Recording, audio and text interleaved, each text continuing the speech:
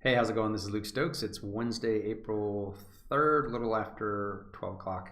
I just had a meeting cancel on me, so I have a few extra minutes. I want to do a quick little recording to demonstrate something I've been playing around with. So you could see here I had a tweet a little while back, a couple weeks ago, I guess. The idea that we need more edutainment in the world. We need more mindfulness and entertainment that actually is educational and purposeful and meaningful. And I was thinking about some kind of blockchain-based game of some kind that inspires people and trains them to be more mindful and gives them some education. And I don't exactly know what that's all gonna involve, but some very interesting people I know are excited about like shaker geometry and things like that. And one of the things that comes up often is the Sri Yantra. So this here is the Sri Yantra, and over the weekend I was a little bit of a head cold and I was playing around with some ideas, and I built this little prototype.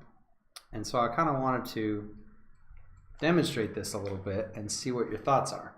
So the idea is the Sri Yantra is this meditation device. It's a number of things, I guess, depending on your perspective. And it's been around for a very long time, and it's a very sacred symbol. It has a lot of meaning. And I actually started, at the recommendation of a friend, started kind of researching it a little bit more and trying to learn more about it. And so what I put together as this little prototype is a way to understand the different aspects of the Sri Yantra.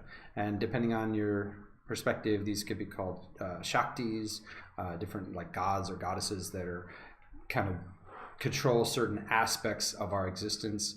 Another way to think about it is just something very focused as far as our own experience as a human being.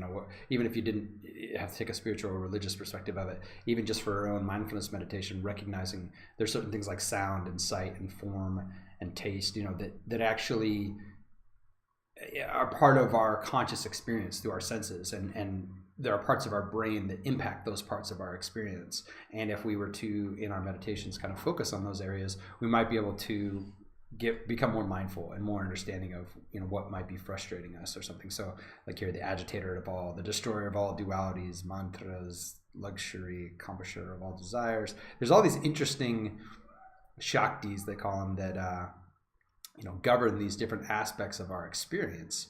And I want to learn about all this stuff. And it's very fascinating to me that this has been around for a very long time, and that people are, really interesting people are very into this stuff. And I'm curious as to know why.